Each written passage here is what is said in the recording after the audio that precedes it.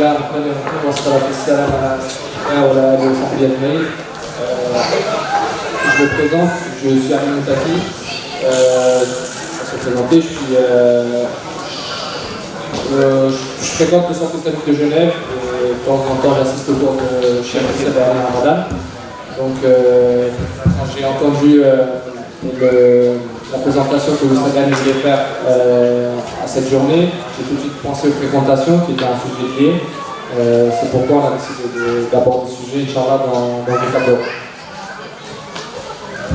Inch'Allah, salam alaikum, moi je m'appelle Aïcha Idriss et aujourd'hui on va essayer de présenter les fréquentations avec toute modestie, avec la connaissance qu'on a et je laisse les autres se présenter. Salam alaikum wa rahmatullah.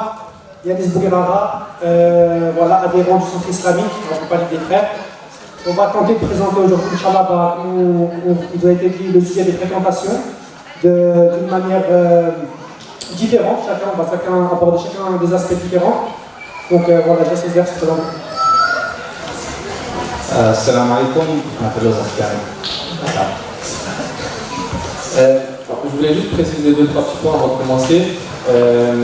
Encore une fois, ce qu'on va dire en fait, Astaghfirullah, ce n'est bien évidemment pas la vérité, c'est notre point de vue, c'est ce qu'on pense. Après, les frères ils ont quand même fait des recherches, ils sont quand même appuyés sur des versets du Coran, des hadiths. Mais encore une fois, si jamais il y a des idées, des choses qui sont dites, on n'est pas là pour dire la vérité, on est là pour évoquer le sujet, le traiter. D'accord ? Et puis pour en parler tout simplement. Pourquoi on a choisi la fréquentation, les fréquentations? Parce que je pense que vu du contexte dans lequel on évolue, dans un monde, dans une société qui n'est pas musulmane, dans une société qui fréquente beaucoup de non-musulmans, beaucoup de musulmans qui malheureusement ne sont pas des bonnes fréquentations, je pense que c'est un sujet très très important pour la jeunesse. Et je pense aussi qu'on a tendance à sous-estimer l'impact des fréquentations parce que ça peut avoir un impact énormissime sur nos enfants, sur les jeunes. Bien souvent, on a tendance à croire que ce sont les parents qui font l'éducation, mais je suis d'avis que les fréquentations ont bien plus d'impact que peuvent en avoir les parents parfois, parce que ça peut vraiment avoir un effet décisif envers les enfants. Je vais essayer de rebondir sur ce qu'il a dit le frère. Inch'Allah, on peut résumer notre présentation avec un hadith de notre noble prophète sallallahu alayhi wa sallam qui dit Al-mar'u ala dini khalila falyanzur ahadukum man yukhalil. Donc la personne, elle est sur la religion de celui qu'il fréquente. Et faites en gros attention à vos fréquentations. Et on peut voir ici l'importance de la fréquentation. Et on sait que l'être humain c'est un être social et qu'il a besoin de fréquentation.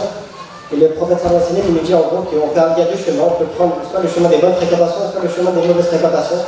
Et que notre destinée finale va être régie par les fréquentations qu'on va prendre de notre vie. Et ici on voit bien que la personne elle est définie. Si ses fréquentations sont bonnes, alors la personne elle va être bonne. Si ses fréquentations sont mauvaises, ça va être ainsi pour la personne. Et donc ça c'est la hadith en gros qui résume un peu l'importance des fréquentations. Et on va essayer de voir un peu plus en détail quelles sont les vertus d'avoir de bonnes fréquentations. Gentiment, pour rebondir sur ce que le frère a dit, je vais à nouveau mentionner le fait qu'on tend à sous-estimer l'impact des fréquentations. En fait, en psychologie, il y a la théorie en fait, du mimétisme. On va s'en rendre compte, on va commencer à imiter les gens qui nous entourent. Et par exemple, si nos amis proches ont une façon spécifique de parler, souvent on va un peu prendre leur façon qu'ils ont de s'exprimer. Et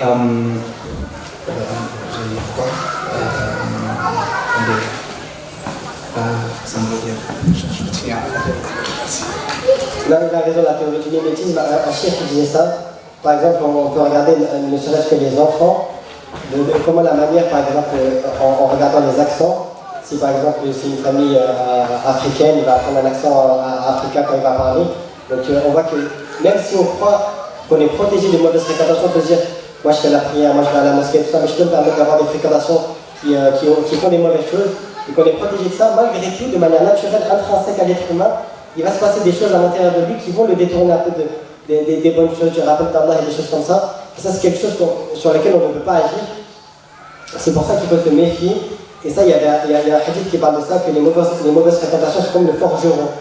Et le forgeron, on sait que celui qui forge le fer, du coup, si on rentre à l'intérieur, il va y avoir de la chaleur, il va y avoir de la difficulté, il va y avoir une mauvaise odeur. Et même si on peut se protéger de ça, on va quand même être atteint aussi. Quand on va sortir, on va être affaibli, que ce soit mentalement ou physiquement. Les mauvaises fréquentations, c'est la même chose. Même si on pourrait croire qu'on est démunis, qu'on est prémunis par rapport à ça, malgré tout, ça reste quelque chose qui peut nous atteindre. Et du coup, de manière générale, il faut se préserver en ayant des bonnes fréquentations. Et on ne dit pas qu'il faut s'éloigner de manière définitive des mauvaises fréquentations, mais il faut essayer de garder cette distance pour ne pas être touché dans sa foi. Et si on avait des mauvaises fréquentations, les garder et leur faire le rappel de Shabbat et essayer de leur apporter des choses bénéfiques. Parce que même si nous-mêmes on avait pu être une mauvaise fréquentation, on a été rappelé à l'ordre par quelqu'un qui était une bonne fréquentation à l'origine. Donc c'est ça la parole générale de ce qu'on peut dire par rapport à ça. En fait, pour rebondir sur ce que le frère a dit, une des façons, comment est-ce que les mauvaises fréquentations vont influer notre comportement et notre pratique religieuse. C'est, imaginons, on est avec des amis, on les voit limite de manière journalière, ils se posent, ils fument, boivent de l'alcool, ou bien ils ont un langage grossier. Même si au début, dans notre cœur, on a une aversion pour ce qu'ils font, gentiment, petit à petit, on va commencer à ne plus considérer, on va tellement être habitué à avoir ces péchés que dans notre cœur, ils ne vont plus avoir, ces péchés ne vont pas être aussi détestés. Et on sait que Shaitan planifie sur le long terme, il joue sur le long terme. Peut-être qu'au début, on va se dire « Ah, je suis avec mes amis, ils boivent de l'alcool, je sais que l'alcool, c'est mauvais. Ah, je suis avec mes amis, je les vois boire tous les jours, je vois que ça les affecte peut-être pas tant que ça dans leur vie. Allons essayer un peu un petit verre, et puis ça va de pire en pire. » Donc très intéressant, voilà, on en fait. Moi, je voulais aborder un peu au sujet de nos exemples, par exemple les premières générations. On a le célèbre Tabiri Abdullah ibn Mubarak, quand il sortait de la prière à la mosquée, les gens le questionnaient, pourquoi tu ne restes pas avec nous discuter? Il leur a répondu très simplement, vous êtes là à parler sur les gens, moi je me dirige vers les compagnons et les gens pieux. Et c'est une manière de dire aussi que oui, c'est un Tabiri qui est revenu vers Allah vers 20 ans, il s'est repenti. Et comment il trouvait la compagnie des compagnons? Certains, il pouvait les fréquenter, d'autres, il avait encore leurs dires, leurs écrits. Donc comment se faire des amis intimes? Si voilà, on n'a pas d'amis, et ben on se fait une bibliothèque et on se fait les meilleurs amis qui sont les compagnons du prophète sallallahu et les dires des premières générations. Et aujourd'hui, j'ai une question à vous poser. On a tous un ami intime qui est souvent 24 heures sur 24 avec nous.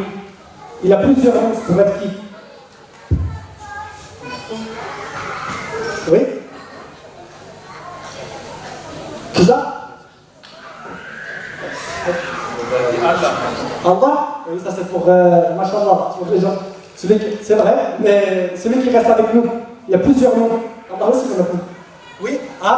Voilà, le téléphone, l'iPhone, le Natel. Hein? Celui-là est tout le temps avec nous. Donc il faut que ce soit une bonne fréquentation pour nous. Et surtout, en tant que grand frère, il y a des parents. Aujourd'hui, il y a aussi les enfants, ou les plus jeunes, même nous.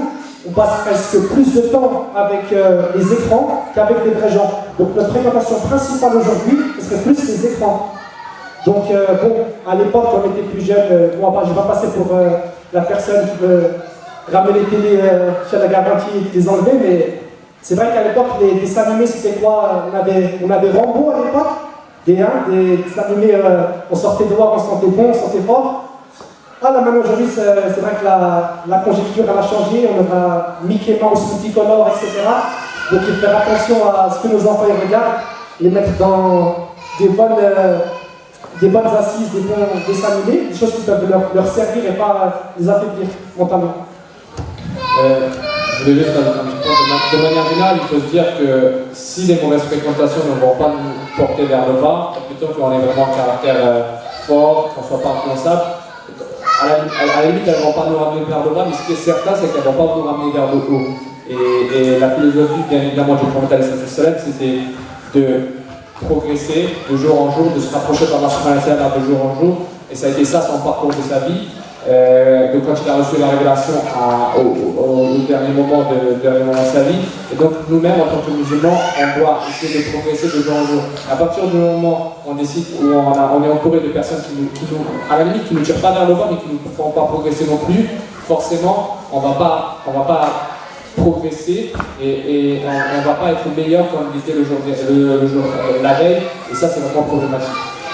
Là, je dis Kelvin, et c'est vrai que si je pouvais rappeler quelque chose, l'être humain il est sur Terre, on a un objectif bien précis, on le connaît.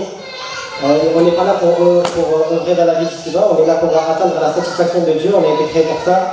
Et un des objectifs qu'on essaie d'atteindre, c'est atteindre le paradis. Donc on essaie de tout faire dans ce monde pour arriver à cet objectif, et les fréquentations c'est quelque chose de très important pour y arriver. Et d'ailleurs, Rabbi subhanahu wa ta'ala dit au prophète, alors comme il de nous, il dit au prophète وَاصْبِرْ نَفْسَكَ مَعَ الَّذِينَ يَدْعُونَ رَبَّهُم بِالْغَدَاةِ وَالْعَشِيِّ يُرِيدُونَ وَجْهَهُ وَلَا تَعْدُ عَيْنَاكَ عَنْهُمْ تُرِيدُ زِينَةَ الْحَيَاةِ الدُّنْيَا. Il conseille au prophète sallallahu alayhi wa sallam, la meilleure des personnes qui a foulé la terre, il lui dit reste avec ceux qui glorifient leur Seigneur nuit et jour, et ne détourne pas tes yeux en cherchant les plaisirs de la vie d'ici-bas. Pour dire que l'être humain il est faillible, et que même si on se croit préservé de tout danger qui peut y arriver dans la vie d'ici-bas, une des choses importantes pour éviter d'avoir des baisses de foi, pour éviter de s'égarer du chemin de Dieu que Dieu veut pour nous, c'est de s'entourer de bonnes fréquentations. Et il n'y a que des mérites à avoir de bonnes fréquentations, comme on le sait. Le jour du jugement, on sera ressuscité avec ceux qu'on aime et avec ceux qu'on aime. Et si on avait l'habitude de traîner avec des personnes qui dans leur quotidien font des choses mauvaises, qu'en est-il de nous quand on sera ressuscité à côté d'eux, si on les aimait dans la vie d'ici-bas?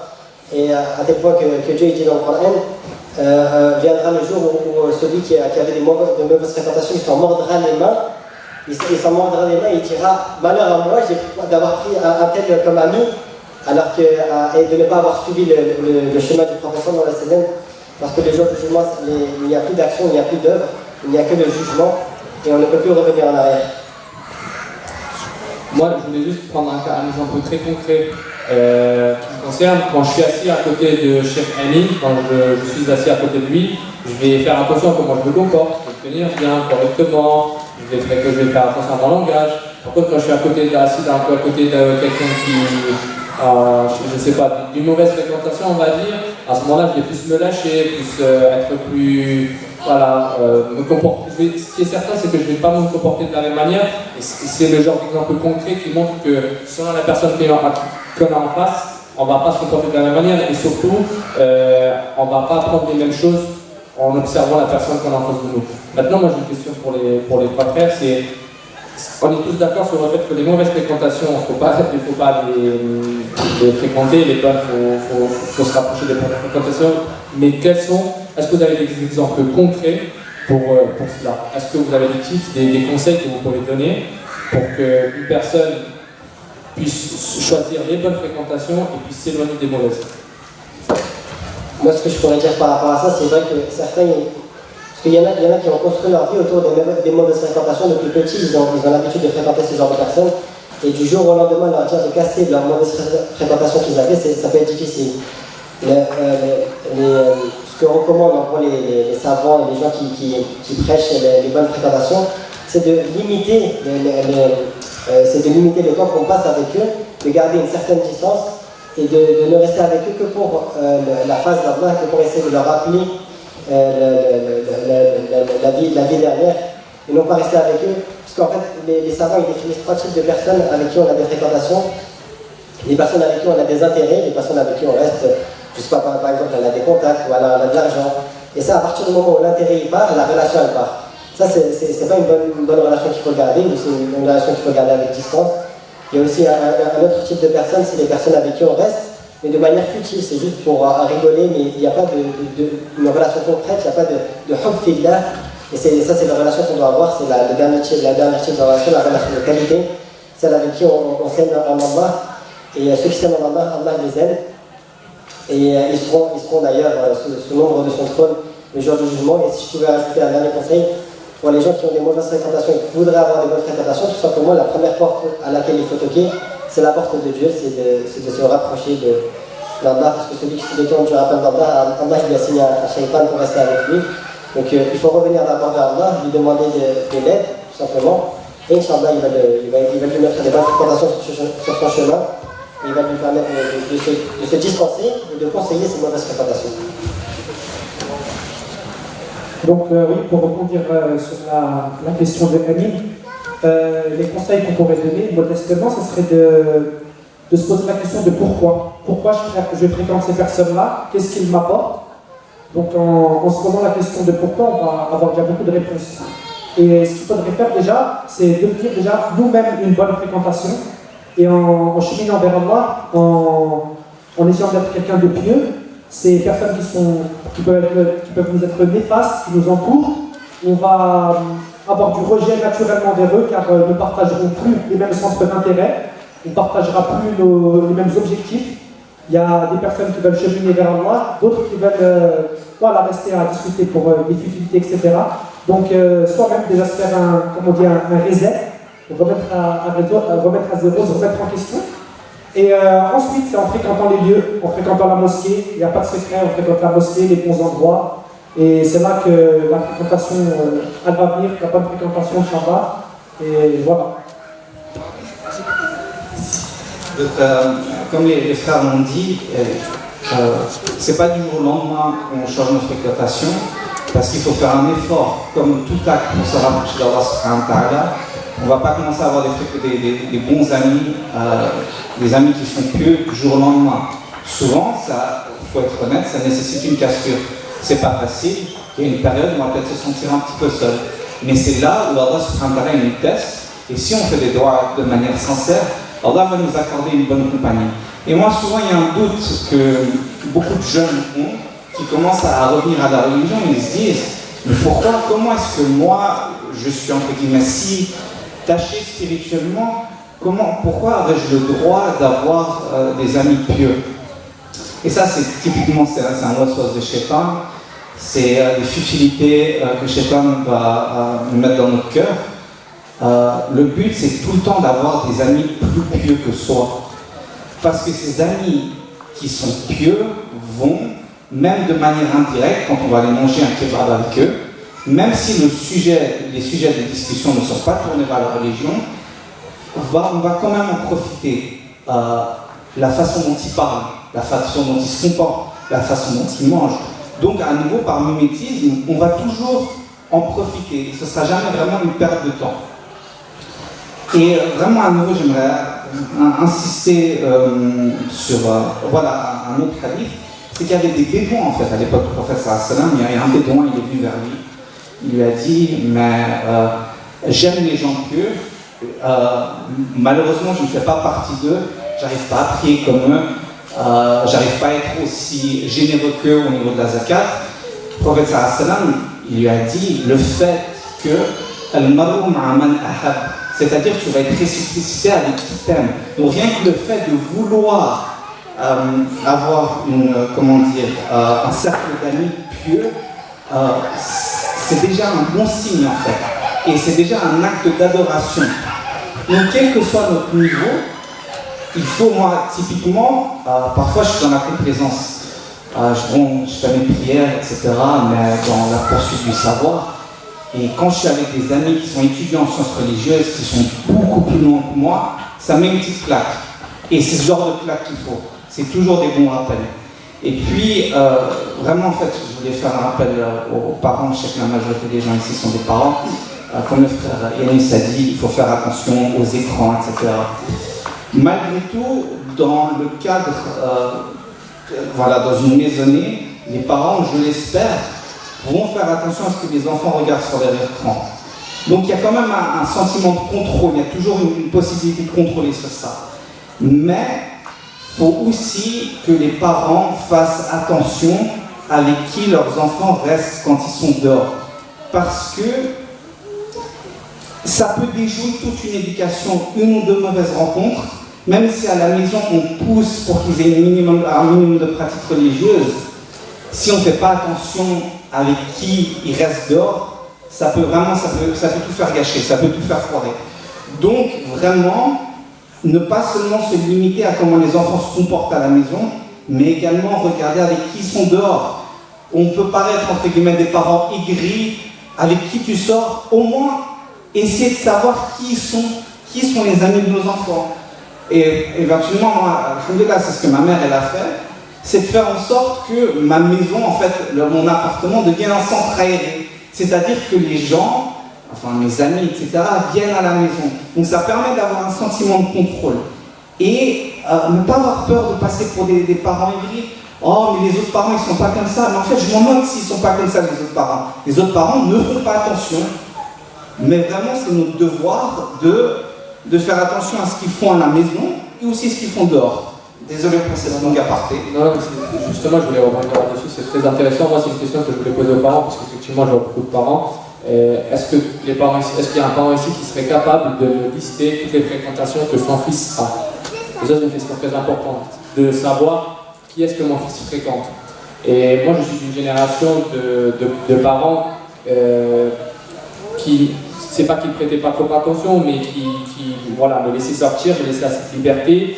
Et c'était pas cette génération de parents qui essaient d'être amis avec son fils. Parce que je pense que c'est la première étape pour instaurer un climat de confiance et pour justement ne pas passer pour ce parent chiant qui veut juste savoir avec qui tu passes ton temps. C'est justement en installant une relation de confiance avec ton fils qu'à ce moment-là, il va s'ouvrir lui de manière lui-même, de manière plus naturelle, plus spontanée envers toi, et qui va te faire connaître toutes les fréquentations qu'il a. Et je pense que c'est essentiel. Je pense que ce n'est pas possible de ne pas savoir avec qui son fils passe le plus de temps dehors. Je pense que c'est limite un devoir, et c'est vraiment une question que je pose à tous les parents ici. Est-ce que je connais les fréquentations de mon fils? Est-ce que je suis capable de lister des enfants avec lesquels mon fils passe du temps? Et est-ce que je suis capable de dire où est-ce qu'il passe mon temps, mon fils, et qu'est-ce qu'il fait quand il est dehors? Et on rappelle que c'est, pour rebondir encore une fois sur les parents, que c'est un devoir aussi pour les parents de regarder où les enfants traînent, avec qui les enfants fréquentent. Parce que c'est quasiment sûr que le jour du jugement, si l'enfant il a eu de mauvaises fréquentations et que ça l'a impacté négativement dans sa vie, et qu'il sera ressuscité devant Dieu avec toute la pression qu'il y aura, à ce moment-là, il ira se plaindre auprès des parents de ne pas l'avoir incité, de ne pas l'avoir montré le vrai chemin, de ne pas l'avoir réprimandé quand il le fallait.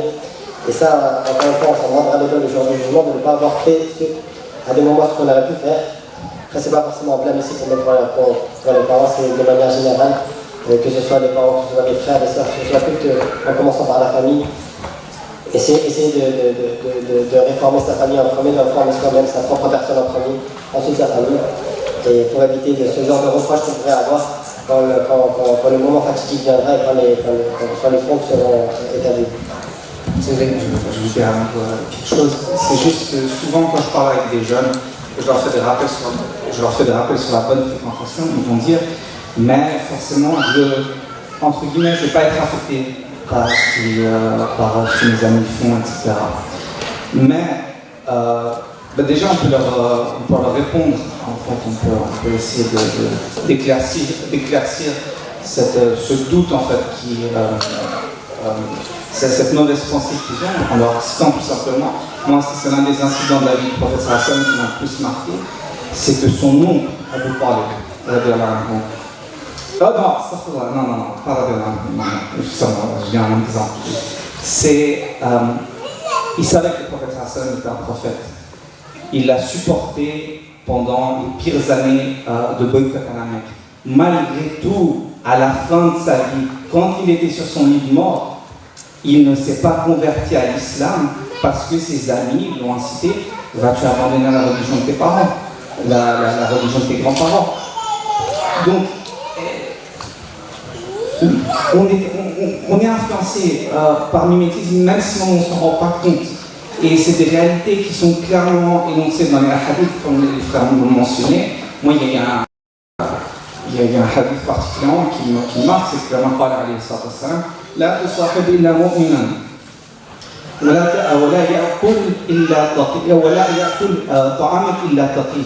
C'est-à-dire que ne prends pas pour ami intime, ne prends seulement pour ami intime un croyant et ne mange pas avec quelqu'un qui soit pieux.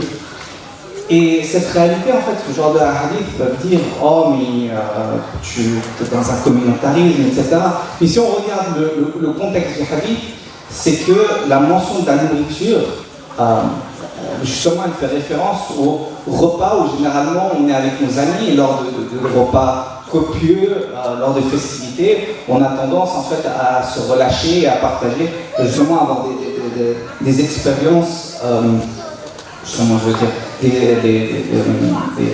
justement, ça nous mène à avoir des discussions privées, etc.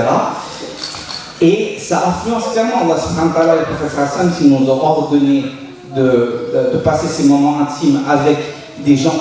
C'est que forcément, si c'est des gens qui ne sont pas pieux, ils vont avoir une influence sur nous.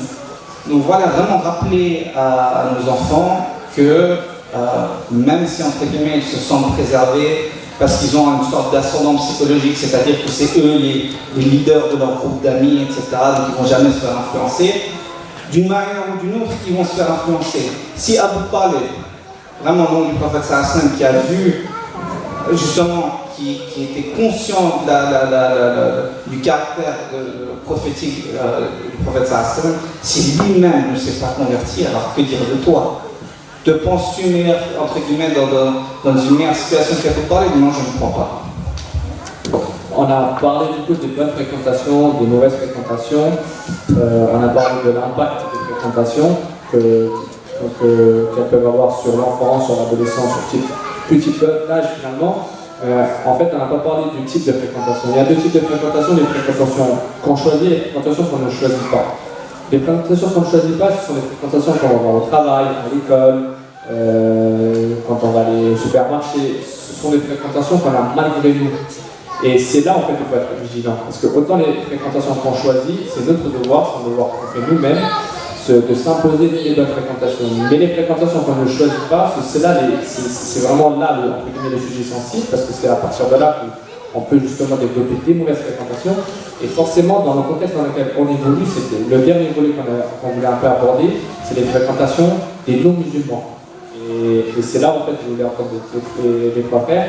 C'est quel est le rapport qu'on doit avoir avec les fréquentations avec les non-musulmans, jusqu'à où on peut les fréquenter, et puis est-ce qu'on peut avoir des amis non-musulmans, ou admettons moi je pense que oui, on a pu en avoir, mais jusqu'à où ils peuvent être des amis.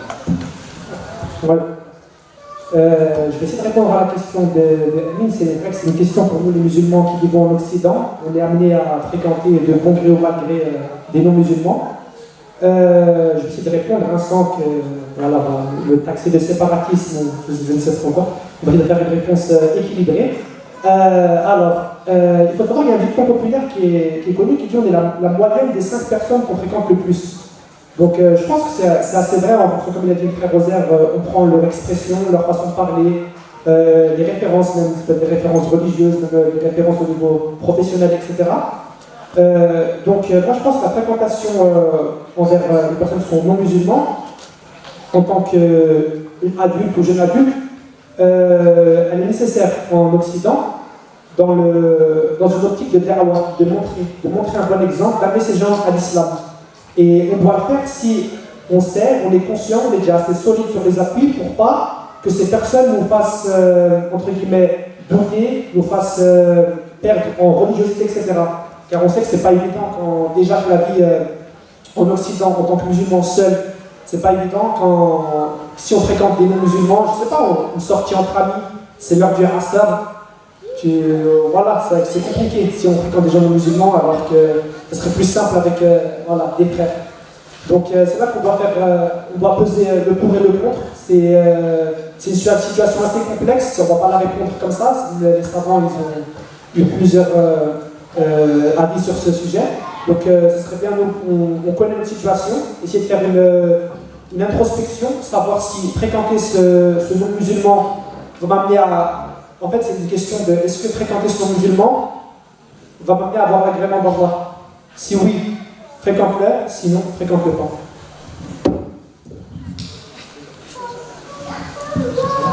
Donc, moi, enfin, je diverge un peu avec ce que Younes a dit. Même si les hadiths que j'ai mentionnés avant dénotent un peu, on va dire, un côté exclusiviste, donc quoi, il faut seulement manger avec les musulmans pieux, etc. Ça ne veut absolument pas dire. C'est un fait, l'islam, les musulmans ont toujours coexisté avec les non-musulmans, c'est un fait établi. Il faut juste avoir assez de savoir pour que les musulmans ne nous mettent pas de doute, mais on est au travail, etc. On peut bien rigoler avec moi, personnellement, au travail, je rigole le plus avec les musulmans et tout, mais malgré tout, les hadiths, on les regarde, ils ne vont pas nous encourager à nous replier complètement, à nous couper complètement des non-musulmans. Si on regarde le hadith comme quoi celui qui croit en Allah et au jour dernier, qui l'honneur en fait son voisin, si on est l'explication des savants, c'est que même les voisins non musulmans, ils ont quand même un droit sur nous. On doit quand même, s'ils ont faim, ils ont froid, etc., on doit quand même les aider. Donc, c'est vraiment le côté exclusiviste, il y a une différence entre le fait d'aller manger à midi, etc., avoir des discussions un peu superficielles, ou même ça peut être des discussions sérieuses. Mais c'est pas pareil que de prendre vraiment un ami intime avec qui on partage, justement qu'on voit de manière journalière, avec qui on a des discussions entre guillemets très sérieuses, on partage une vie privée. Donc il y a la place pour les deux, évidemment, on espère toujours être bon comportement faire dawa, mais c'est une réalité attestée qu'on doit interagir avec les musulmans, on peut interagir de manière fun, drôle avec eux, on fait des bonnes blagues à midi, etc. Donc, voilà, mais c'est vraiment ce qui est découragé, c'est vraiment les prendre pour des amis très très intimes. Après, moi j'ai l'impression qu'il y a des contextes où si on voit qu'un musulman, évidemment il s'intéresse à l'islam, etc. Si entre guillemets on a un ascendant dans cette relation, c'est-à-dire que c'est plutôt nous qui le tirons vers le haut que plutôt lui qui nous tire vers le bas, alors pourquoi pas, la dawa ça passe par ça. Mais donc voilà. Moi je vais finir en accord avec ce que les frères ont dit de manière générale. Je pense qu'on fait la distinction entre le cercle général de connaissances qu'on a et le cercle intime. Tous les hadiths qu'on a cités, toutes les paroles coraniques qu'on a citées, elles concernent vraiment les personnes proches, khalil, wasbir, ça veut dire patiente avec ceux, ça veut dire c'est vraiment les personnes proches, ceux-là il faut les garder. Voilà, tout ça, c'est-à-dire ce cercle intime, il faut vraiment qu'il reste avec des personnes pieuses qui croient en Allah et le jour dernier. Et les personnes non musulmanes, comme on a discuté, c'est des personnes avec qui on peut avoir des relations. Il faut que ça reste des manières de relations, des connaissances en fait. Ce qu'on pourrait appeler des connaissances, c'est des relations superficielles sur lesquelles qui ne vont pas nous impacter. Et si on se sent influencé par ce genre de relations-là, il faut plutôt prendre des distances. Après, c'est à voir avec chacun comment il est impacté par ces relations. S'il voit qu'il arrive à faire du bien même dans ces relations-là, alors il peut, de manière générale, il peut rester avec eux, les conseiller, les amener vers le bien. S'il voit que ces relations-là, elles ont un impact négatif sur lui, alors il essaie de prendre des distances, il essaie d'acquérir des bagages scientifiques pour pouvoir se rassurer lui et pouvoir apporter des choses bénéfiques aux autres. Et voilà, je pense que c'est la réponse que j'ai. Je pense que le contexte aussi dans lequel on fréquente ces personnes est très important. Effectivement, si c'est un contexte intime, ça peut poser problème parce qu'à un moment donné, il y aura forcément les divergences qui vont se faire ressentir. Parce qu'un musulman, au final, ne sera jamais comme un musulman. Il peut être le meilleur musulman du monde, la preuve, Abu Talib l'était. Au final, il y aura forcément une divergence qui va être présente. Mais moi, personnellement, je me permets de donner mon avis puisque c'est la conclusion, je pense qu'effectivement on peut avoir des fréquentations des amis non musulmans. Le fait est jusqu'où effectivement ces amis peuvent intervenir dans notre vie, jusqu'où ils peuvent nous influencer et quelle est notre intention vis-à-vis de ces amis-là. Si ce sont vraiment vos amis, si vous les considérez vraiment en tant que tels, je pense que vous devez de vous comporter correctement pour donner une bonne image de l'islam et de deux, de les pousser justement au tawhid, à l'islam. Donc on va tout simplement conclure. Voilà, j'espère que c'était pas trop ennuyeux. Si vous savez s'il y a quelqu'un qui a fait une sieste, tant mieux. Au moins quelqu'un se sera endormi. Sinon, merci de nous avoir écoutés et puis à l'année prochaine, Inch'Allah.